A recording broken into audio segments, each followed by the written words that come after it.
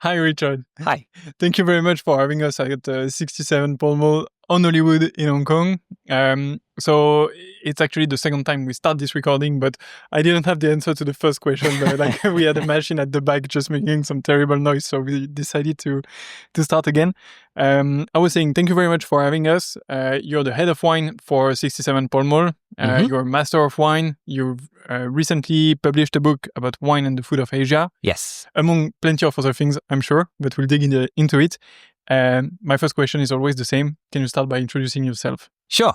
So my name is Richard Hemming, and I am a master of wine. As you said, I've been a master of wine since 2015, but I started my wine career in 2001, which was in London, working for a retailer called Majestic. And before that, I had no wine knowledge, but after I started with them, I went through the WSET, and then I left them in 2007, started working in Australia. And from there, I started writing for Jancis Robinson's website. And then fast forward to 2019, and I relocated to Singapore, which is where I'm based now, as head of wine Asia for 67 Pall Mall, but also still working for Jancis and doing a few other things too. What made you decide to go into this first wine retailer, wine shop? Like, how did you? Was it just like, okay, there is light, I need a job. Yeah, let's go for it. Yeah, pretty much like that. Okay. You know, I was studying in Leeds University. Okay. And I had a degree in English, but I didn't want to be a English teacher or anything like that. So I was looking for a job, and they were advertising in the back of the student newspaper for this wine shop called Majestic Wine. So I applied for the job, and that was it. I had no idea about wine, really. I drank the cheapest wine that they were selling in the supermarkets back then. I remember it was a Spanish wine and it was red, but that was it. You know, I had nothing, no knowledge at all. And so it was really just the fact that it was a good career. It looked like they had a scheme to promote their trainees so that you could move up quickly and you could be a manager of a shop. So that was why. And what, like before started this job, maybe it's a difficult question because it may be a bit harder to remember now, but when you started a job, did you add in mind something that you were sure was true for the wine industry or for the wine people? And actually it turned out to be wrong, or the other way around. But like a certitude that you had, and actually after a few days of working, you're like, no. Yeah. Oh, that's a good question. No, I assumed when I started that wine was this very specialized subject that you had to learn a lot about before you could enjoy it. And then ironically enough, when I learned a lot about it, I understood how, you know, really it should just be accessible. It should just be a daily pleasure that you enjoy with meals, so you share a glass with friends. But the culture in the UK was never really like that. You know, in France and in mainland Europe, the culture of just opening a bottle with your family on a daily basis, I think, is much more normal. Mm-hmm. And in the family I grew up in, you know, wine was something very special. You would only have it on once Sundays, a week, for Sunday lunch. And my dad would buy a bottle. He had no idea what he was buying, but he liked the idea of buying a bottle of wine and having a glass with Sunday roast. And so I always viewed it as this very specialized subject. And then, like I said, I came to understand that really the true pleasure of wine is that it just brings people together to share a glass, talk, have some good food. And you don't need to know what it is. So long as you're enjoying it and sharing it with people, I think that's the main power that wine has.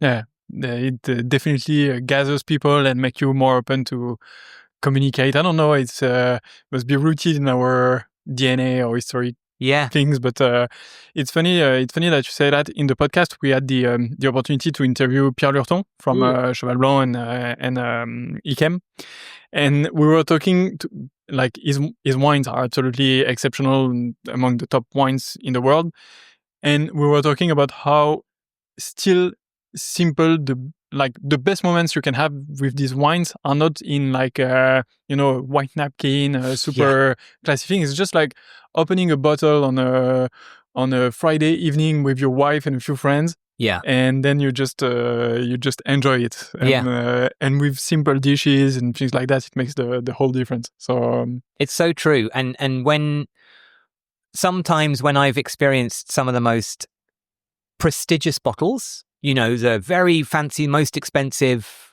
whether it's Burgundy or Napa or anything, often I experience those as a professional in a professional context. So at a tasting, it's very clinical and you're taking detailed tasting notes and everybody's concentrating. And actually, you don't really have much fun. You don't really enjoy the wine as it's intended. But you can have a very humble wine in a great setting with people that you love, and that brings it alive, And that context is so important. And I think it's one of the things that's easy to forget when people become obsessed with particular labels or, collecting certain vintages.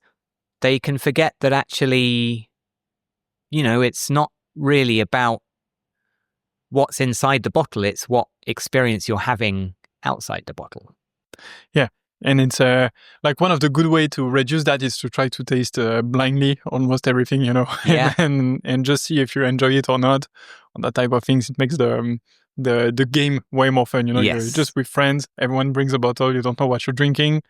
And then suddenly you realize that you like certain things that you thought were absolutely horrible the other way around. So so it's fun. So how long do you work at this first experience in the UK? It was 6 years. And because I had no wine knowledge when I started, during that time I did all of the WSET qualifications. So I took the diploma, I think, in 2005, and then I left the company in 2007. Okay. And then, so you leave this company, you told me you were going to Australia. Is because you had an opportunity there, or you had no idea and just took a plane and like... A bit of both. I had an opportunity to do vintage in McLaren Vale in 2008. So I went over to Australia in 2007 and I was 29 years old at the time. And that was my last chance to get a holiday working visa. So I could work there for 1 year. And you could only stay in a job for 6 months. So I landed in Sydney and I got a job at a wine shop. And then I went to McLaren Vale in early 2008 to do vintage there. And what did you experience? So it was your first time in the vineyard? Yeah. And actually most of my time I was in the winery. They made a lot of Shiraz and I was mostly doing pump overs. So it's very physical. It was an extremely hot vintage, like even more hot than South Australia is normally. So I was, just carting all of these hoses around and setting up pump overs. And it was a great learning experience, like actually being able to understand how all of these things work in practice. Fantastic learning experience. I've got to say it put me off making wine for life. Like I'm glad I'd done it once, but I don't really want to do it again. It's not the thing that makes me excited. I love visiting and I love talking to people and tasting the wine, of course, but physically making the wine, no, that's not for me. And do you thought that seeing that, did it change your perception of selling wines, sharing wines? Were you realizing that in this first job in the UK, you were missing something? Yes, well, it was more that having this perspective on the inside of how wine is made allowed me to write a diary of my experiences, which is how I got onto jancisrobinson.com. So I never planned it that way, but it was seeing the inside of the reality of production. And I wrote about it every week. I was writing a kind of report, and it was sort of incognito. So I wasn't naming the producer. And I was able to be quite honest about everything that was going on. There was a few practices that were a little bit hidden, watering down the ferments, that kind of thing. So it was very honest, and I think a lot of people appreciated the fact that I was able to just be truthful. So that was how I ended up going into the communication side of the wine industry. So it wasn't so much that I had an intention or that I was expecting to get a certain experience, but it was very fortunate that I managed to have this opportunity to start writing, and then that took me into my next phase. Which was next phase still Australia, because you stayed longer than a year actually. No, actually, no. So I came back to London later that year, Okay. and then I met with Jancis, who she'd been very, very kind and had published these articles, but I'd never met her in person. And this was before Zoom calls, right? So we hadn't even met online. We just emailed, and she said that she was happy for me to continue writing for the website. And so that was, 2008. And ever since then, I've been writing for the site on a regular basis. And when you started writing about this experience in Australia, were you already publishing yourself online, or it was just you were sending it to Jancis and a few people? Yes, exactly that. It's funny because back then, this was before Twitter, before Instagram. You were doing a newsletter. Not even that. I was, what I was doing? I was writing articles and then just saving them as Word documents on my computer. I never did anything with them, except I entered this competition, which was run in the UK, and it was for young wine writers. And I never actually won, but I came second.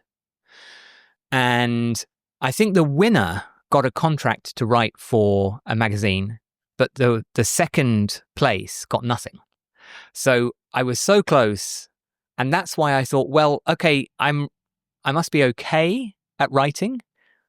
So then I just decided to send the article that I had written to Jancis Robinson, but also to a few other people. And I just said, do whatever you want. Yeah, is this any good? Can you help?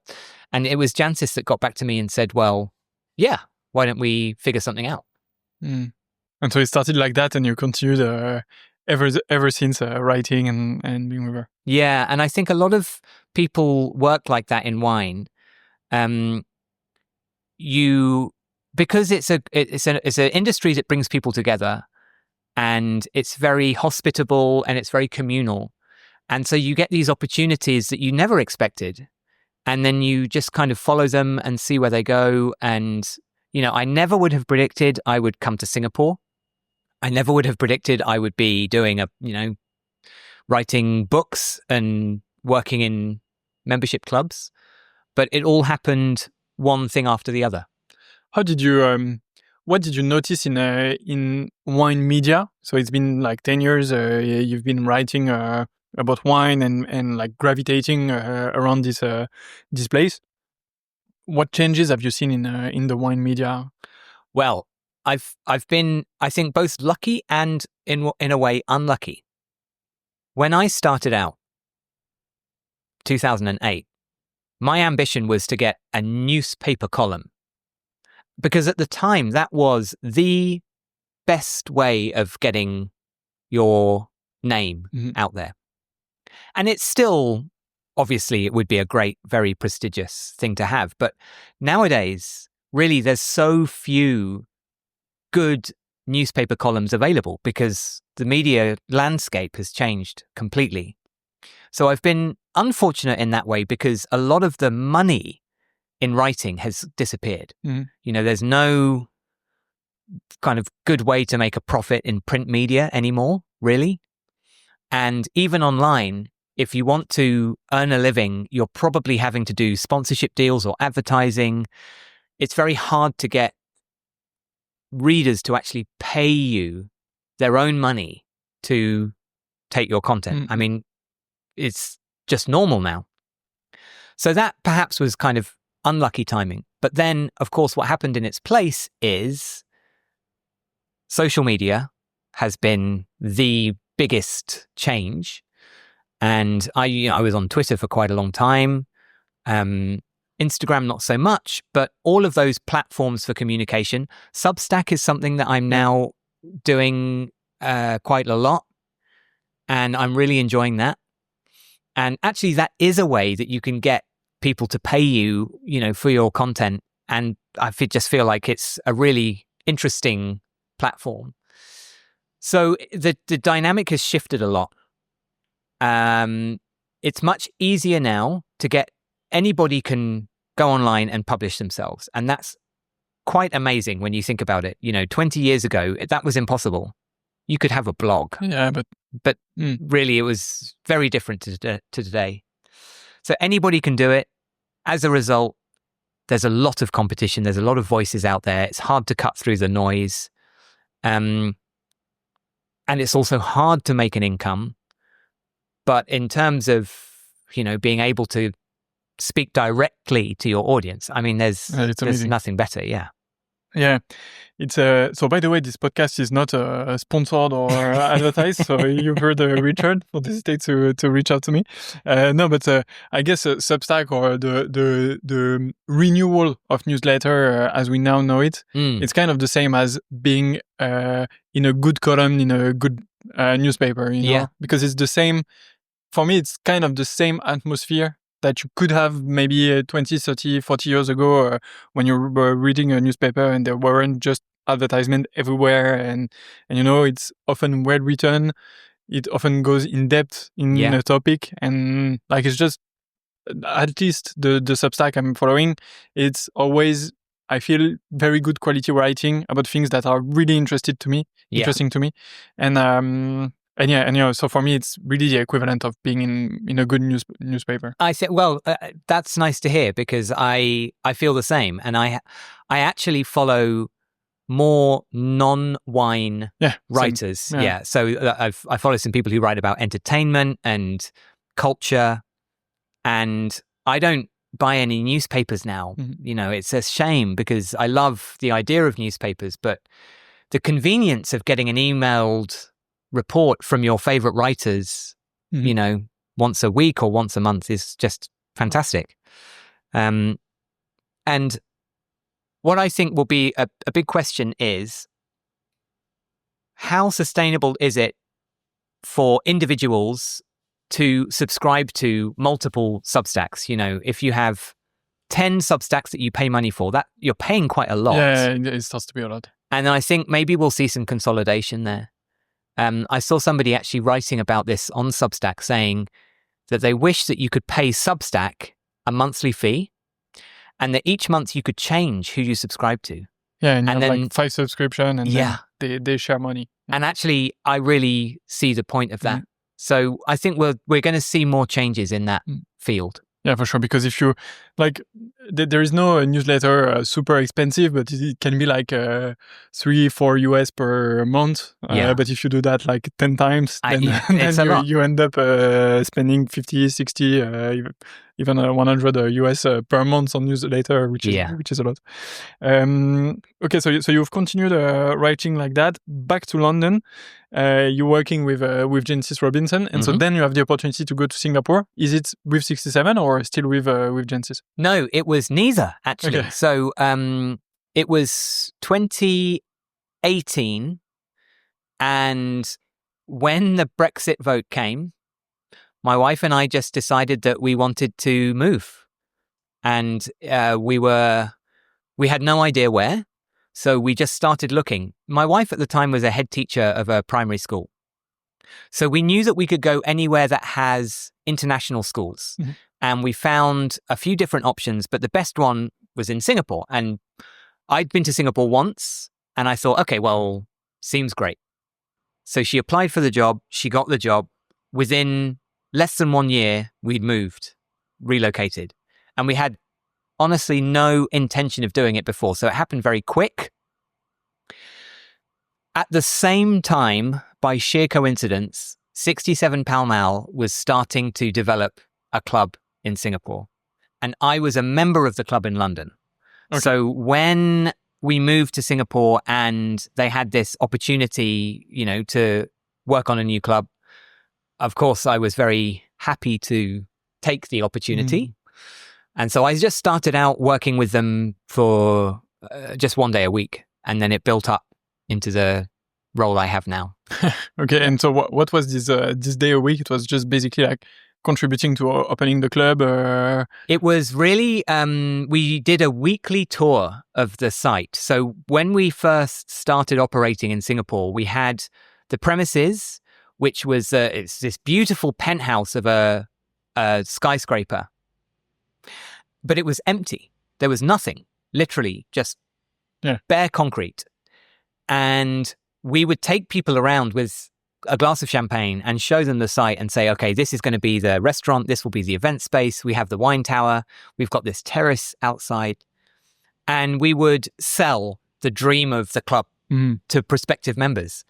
And so every week I was meeting 20 or 30 people and showing them around. And I could tell them my experience of the club in London.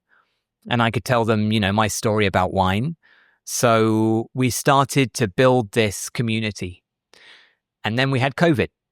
And so what happened then was everything went online, as you know. So we just started doing webinars, and we would send wine to our, contacts and our friends who had met. And every week we'd sit down and share a glass, and I would be hosting either a winemaker or an expert talking about wine. And so it built up very gradually. But that, I think, worked in our favor because we were able to build the trust of these people. And then the club opened in 2022. And by that time, we had a full membership already on the day that we opened. So it was a great way Which is nice. Yeah, it's really great, And ever since then, we've had this full membership. And so on your side, you've expanded from hosting these tastings, doing the tours and stuff, to a larger role that is head of wine. Yes. What does it look like? Well, I work with 4 departments: events, marketing, sommelier, and cellar.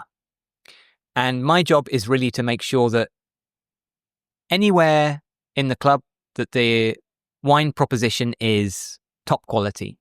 So if it's buying, or if it's running an event, or if it's communication, writing a newsletter, I work with all of those teams. So last night we did an event here in Hong Kong at the Hong Kong Club, and I was working with the team here, and I was hosting the event. And, it's just trying to ensure that quality level is uncompromising. And so you do that for Southeast Asia, you said? Yes. Okay. Yeah, and also for Australia. So we have this club coming Asia in Melbourne. Pacific, okay. Yeah. Okay. And what, so here, for example, in Hong Kong, you have a very good selection of Chinese wines. Yeah. It was something that we noticed and we absolutely liked the day we came. Is it the same in all clubs, or you try to have different selections and like different atmospheres? We have, so in the London club and the Singapore club, and also to a certain extent, the club in Verbier in Switzerland, we have a very big range of wine by the glass. So in Singapore and London, we have 1,000 wines by the glass. And it's all done by Coravan, and it's a huge range. So, of course, we have all of the classics from Burgundy and Bordeaux and Loire and Rhône and everywhere. But we also have much less well-known wines like Chinese wines, but also we have a wine from Thailand. We have wine from Uruguay, Greece, Turkey, anywhere, because we want to try and represent the whole world of wine. Here in Hong Kong, we've got these Chinese wines here. Right now, we have 67 wines by the glass, all Chinese. Before this, we had all Pinot Noir. Before that, we had all Champagne. And the next phase will be all 2015. Okay. Because that's the 10th anniversary of the club. So we will have not just red wines, but we will have some interesting white wines from 2015. And of course, champagnes from 2015. So each time here we have a very specific theme, but it's like a small proportion of what the club offers overall when we're working at the full scale. And so here in Hong Kong, you're doing event-based, maybe not event-based, but like seasonal selection of wine that you're changing like that? Yeah. It's amazing. Yeah, I didn't exactly. knew that. Okay, Yeah. I thought it was like permanent. No, Okay. we extended this Chinese wine wall because it was so popular. So normally we change every 3 months, but I think we've run this for 6 months now. Okay, wow. And so we really wanted to support Chinese wine because it's so rare and interesting, to the wider world. They don't really know much about it. Yeah. And then, like I said, the next themes, who knows, after the 2015s, we'll keep on changing things. We'll be there for the 2015 for sure. It should be good, that one. It was a very nice vintage in a lot of places in the world. So exactly. It's great to rediscover it. And actually, so we started this podcast in 2018, 2019. So I think that 2015 was among the first vintages that we had the opportunity to taste with the winemakers, like going to the estates and discussing with them. I have good memories of us in Bordeaux at Château de Ferrand, for example, in Saint-Émilion, and just like tasting the 2015. I think we have a magnum of 2015 from Ferrand in France. Great. So it's good memories for us. So 67 Pall Mall, we haven't actually described what is 67. We entered into your role and what you're doing, but it's basically a members club in plenty of cities. So I know Bordeaux, London, Singapore, Hong Kong. You've mentioned Verbier. Yes. You told me that Melbourne was opening soon. Yes. Shanghai as well. And then Beaune also, no? Beaune is coming. Yes. Beaune is coming as well. That will be a small club, but yes. We have a property there. And in future, there will be more sites being announced. So they're not official yet. They're mostly in Asia. And they're in the kind of cities that you would expect. So the big cities, the big international cities. Okay. So there are plans for quite a few more coming. Nice. Can't wait to travel to China and go discover them. It's always a good place. So it's a members club. So you have to sign up. It's a yearly fee or something like that. Yeah. And then you can come basically. Yeah, exactly. So the advantage for a wine lover is firstly that you get access to this incredible range of wine. So 1,000 by the glass, but we have something like 5,000 by the bottle. We have a great events program. So we're doing winemaker masterclasses, dinners 2 or 3 times every week. And again, the range is everything from really high-end, super premium Bordeaux and Burgundy and Champagne through to new discoveries from Australia or South Africa. So we really try and cover everything. But another important point is that the wine list is very competitively priced. So you're paying around half what you would pay in a good restaurant or a good hotel. So the whole idea of paying a membership fee is that you get access to this discounted wine. Yeah, that's what I saw when I entered here a bit earlier, is that you have, so I don't know if you see it on camera, but there are some sparkling wine. I was super impressed by the price. Yes, exactly. It's 140, so basically 15 euros, and I'm like... Exactly. It's encouraging people to experiment. And when the cost is very reasonable and they think, okay, I'll just try this because, it's very affordable. And then they find they love it and then they try something else. And, our sommeliers are always very happy to recommend something different and unusual.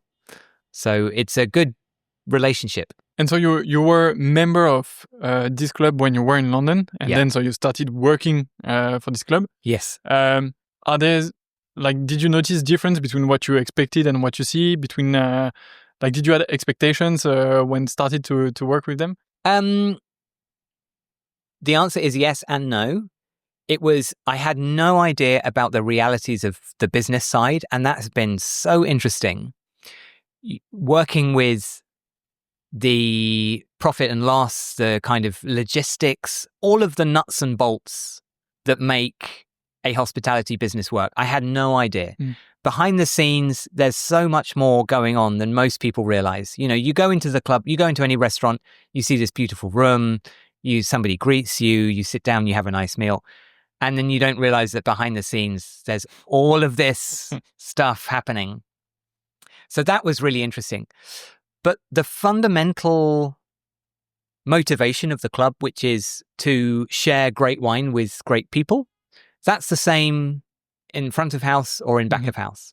And so long as that stays central to the club, that's what makes it such a great place to work, such a great place to be a member. So you've also wrote this book, Wine and the Food of Asia. Yeah. How did you start it? It was just like you were passionate about this, and you're like, okay, let's. Well, not really, honestly. Okay. I'd never written a book, and I had also never really written about food and wine matching of any kind. So when the founder of the club, Grant, asked me to write a book, he said, you should think about doing Asian food. And actually, that was something I knew nothing about. So I was a little bit worried.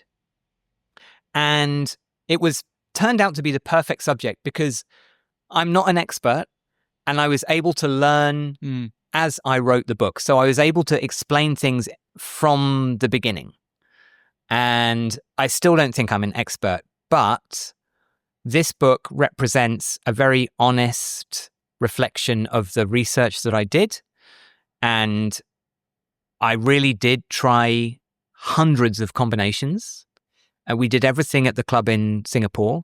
So we would put 10 wines on the table, and then we would prepare maybe 6 or 7 dishes, and they were very different. So we'd have some Indian cuisine, Thai, Vietnamese, Malaysian. And I'd be trying, like, I'm going to try a Viognier with this one. Okay, it doesn't work. Now I try it with this one. Oh, no, maybe I'll try the Sauvignon Blanc here. I mean, it was completely random. But I made a spreadsheet, this crazy, enormous spreadsheet, which it recorded all of my reactions. And then I started to see patterns. And so I started to figure out, okay, this style of wine goes well with this style of food. So I need to figure out why. I try it more times with different variations. So if it worked with Sauvignon Blanc, is it just Loire Sauvignon Blanc, or does it also work with Marlborough Sauvignon Blanc? And does it work with oaked Sauvignon Blanc? And I really did take it step by step like that. And the whole book from start to finish was a 2-year project because it took me that long to work on how everything paired together. So when I tell people about the book, the thing I can tell very honestly is that I know that it works for me. These pairings are not theoretical. They have been tested. And I've cooked the dishes at home and I've poured the wines and I've served them to friends, and I can stand behind them and say, honestly, this works for me. I think I can explain why it works. And then I just leave it to you to decide if it's a good thing for you personally or not, because not everybody has to agree. I don't know if the process of writing this book looks like a dream or a nightmare. I mean, yeah, I had to experience 6 different dishes with 20 different wines at the same time. So I envy you at the same time. Like, yeah, but if you need to do that 3 times a week for 2 years, it was a lot. Yeah. Let me tell you that I love the fact that it exists now. I'm very proud of it, and I love talking about it and showing it to people. The writing process, that was the nightmare part. And it really was very hard to figure it out, and also to explain it in language that was clear and comprehensible. And so basically for this, Grant, so the founder of 67, had this idea. Yes. And he came to see you, he said, Richard, you're going to do it. Exactly. So I had no choice. And I'm glad, because I never would have, under my own initiative, I never would have thought of this. Yeah. You were saying, introducing this book, you were saying that you're not an expert, but there is one thing in your career that we didn't mention, is that you have also become a master of wine. So a bit earlier, we talked about your wine education, like going through the WSET level. So you told me you graduated from WSET 3 in like 2007 or 9, something like that. You told me. But a bit before, you told me that you became master of wine way after that. Yes. So first, how do you how do you decided to start wanting to go for Master of Wine?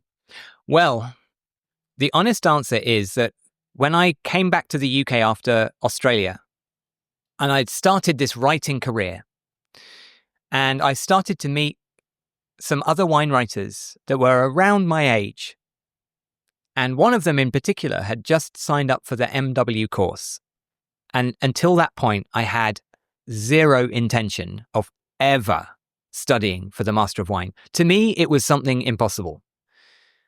But when I realized that I was working alongside these kind of people that would have the option to do this, I realized I should probably think about it. So then actually the following year I signed up, and the person that I was kind of inspired by, actually she became a Master of Wine as well. She's called Rebecca Gibb. She's based in the UK and she's a wine writer, and she became a Master of Wine just a few years before me. So I have to give her the credit for inspiring me to take the jump. It took a long time because, it takes a long time. It took me 6 years. And when I started on the course, you're right, that it'd been a long time since I'd taken my WSET. So my knowledge was actually not great. I had to work very hard to reach the standard that you needed to be at. But it was also the best, most worthwhile thing I've done in terms of developing my career, for sure. Okay, so now I'm worried because we start to interview several Master of Wine and having them around me. So yeah, it's going to be you next. Yeah. You should sign up. Yeah, for sure.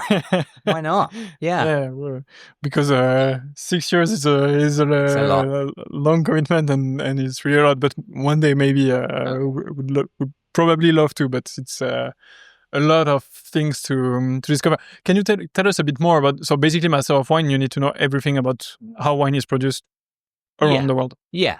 And that's a key point, what you just said, around the world. Mm-hmm. You need to be able to talk about all the areas of wine on a global scale. So you have a paper on viticulture, and you need to reference viticulture in very classic regions like Bordeaux, but also in emerging regions like Hebei in China or South Africa or anywhere. And to have that global perspective is very important.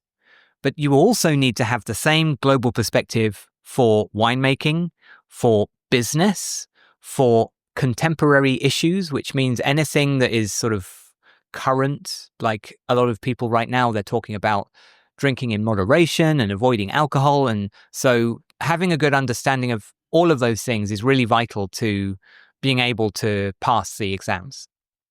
So it's definitely a lot of work and very large commitment before doing that. And so for you said it changed a lot of things in your career. Mm-hmm. It did, yeah. It was, firstly, it gave me the confidence because when you get that degree, you're in a very small group of people globally, and you're in a really great network.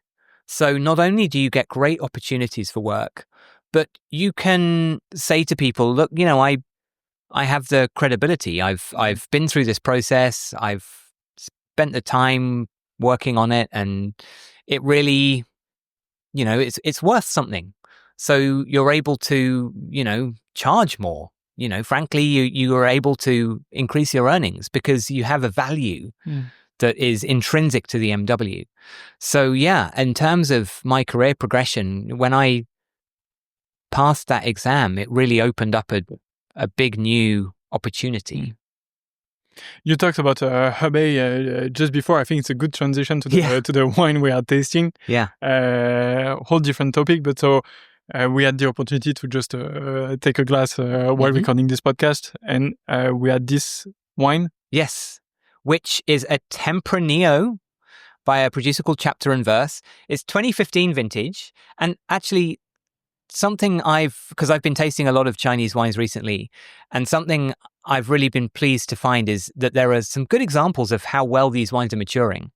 And I think this tastes like a classic Tempranillo with bottle age. The question is, does it taste Chinese? I don't know. I mean, if I tasted this blind, I would never guess Chinese spontaneously.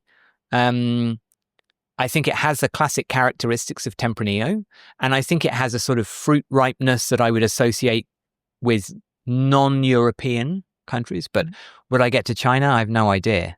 But it's great winemaking. Yeah. It's beautifully balanced and it's developing well. And it's a lovely wine. Very lovely. And, for us, we are discovering Chinese wines. We really wanted to go to tasting, go in China, discover this place. And what I noticed is that for a lot of wines, I think that tasting blind, I can't tell if it's from China or somewhere else. Yeah. But I have never, of course, there are some wines I don't like, but most of the times it's technically very, very well done. It's actually very good wines. It's like it's a good Tempranillo. It's what you would expect from bottle aged 2015 Tempranillo. It's absolutely nice. And so this step is granted, I think, for China now. They are producing very good wines and like to the international standard of wine. Mm-hmm. Now the question is, can you do wines that express something different? Like yes. like having your own identity. Yeah.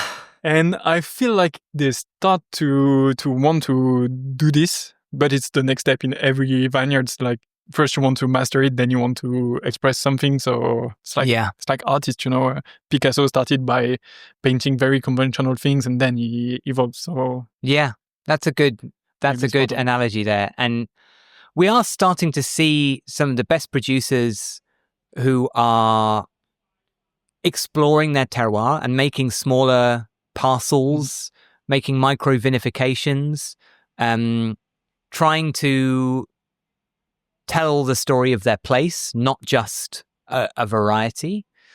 And it takes a long time. I think the thing that is most frustrating about developing a wine identity is that the one thing you cannot control is time.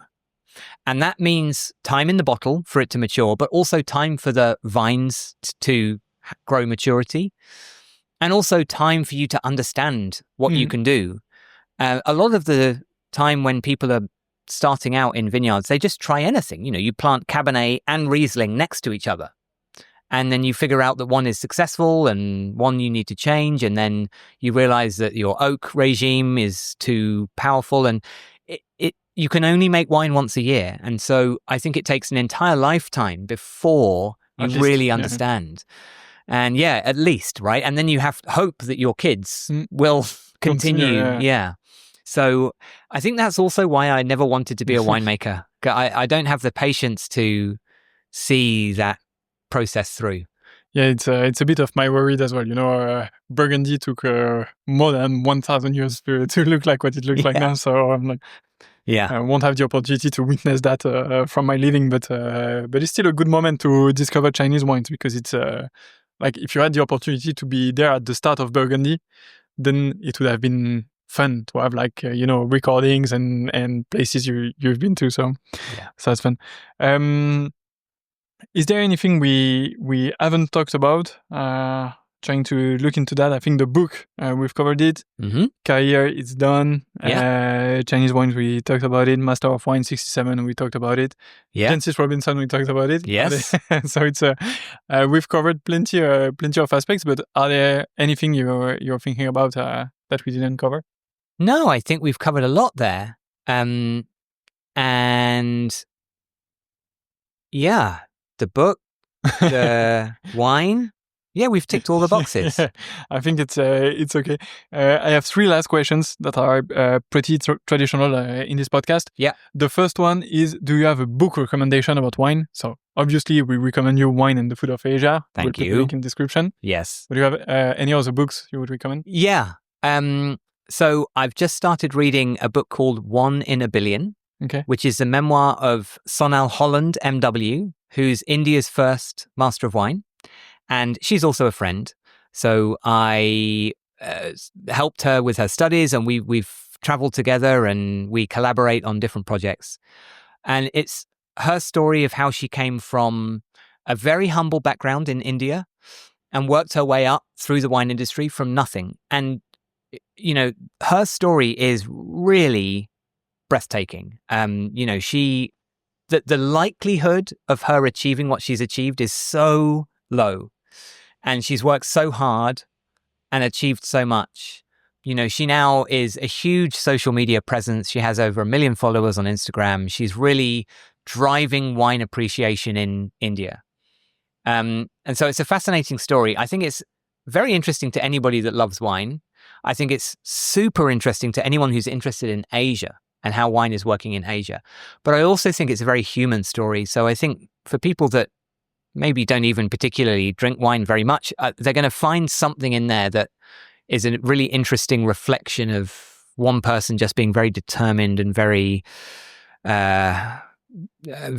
ambitious. Yeah. I will definitely read the book. I understood the title after you described this, but yeah, when you are the only master of wine in a country of 1.3 billion inhabitants, exactly. Yeah, it's crazy. And yeah, I think that the willingness to go through the wine industry, which I guess is not that present in India, to like get out of your situation and achieve something. Yeah. Is because you can be like, okay, maybe automotive industry is a bit more likely for you to, you know, have a certain range of income, but wine industry is way more, I guess, unsure in India. So in any case, I'd be glad to read the book. Do you have a recent wine tasting that you loved? Yeah, it was a really good wine tasting, and the wines were really good. And the reason I loved it actually was because of the conversation. This comes back to almost what we were saying at the beginning. So the producer is called 100 Hills. They're in Oxfordshire in England, and they make great English sparkling wine. I'd never met the owner before, and I didn't really know the brand.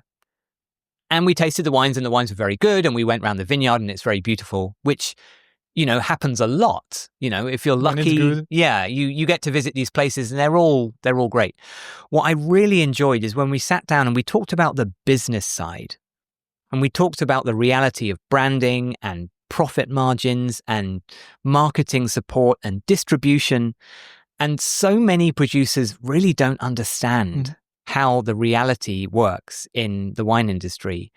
And so this was a conversation that was very honest. It was really useful for me to hear it from a producer's perspective. And so I very much valued that. And like I said, of course, the wines were fantastic. So it was a range of wines with some with very long lees age, some Blanc de Noir, some Blanc de Blanc. So it was good to see, you know, he was making these very different expressions. But they were all there for good commercial reasons. You know, they all had a route to market. They all existed, not just because they were great wines, but because they're a good business. It's so first, thank you for the recommendation. We'll definitely try to find some bottles. And it's also something I witnessed in China during the tasting we had. The estate had a Blanc de Noir, so still wine, but Blanc de Noir. Okay. And we're like, so you always wanted to do a Blanc de Noir and everything? And they were like, no, but the demand right now for white wine is greater, and we don't have time to plant, you know? So we just do the winemaking in Blanc de Noir, and then it's okay. And it's fascinating because I think it's definitely not the type of discussions I would have in France with someone producing Blanc de Noir. You know, it would be like, no, it's deeply rooted in the history of my family and whatever. Yeah. And these guys were super pragmatic. They were like, you know, markets want white wine. This is a way for me to offer white wine. I do this and we'll see. So, well, I'll tell you one more tasting actually that I had recently that was very interesting for similar reasons was the Chardonnay from Fleur de Bouart in La Lande de Pomerol. And it's classified as just a Vin de... In fact, no, it's not a Vin de France. It's a Vin de Pays de Atlantique. And it's the first Chardonnay from Bordeaux I ever tasted.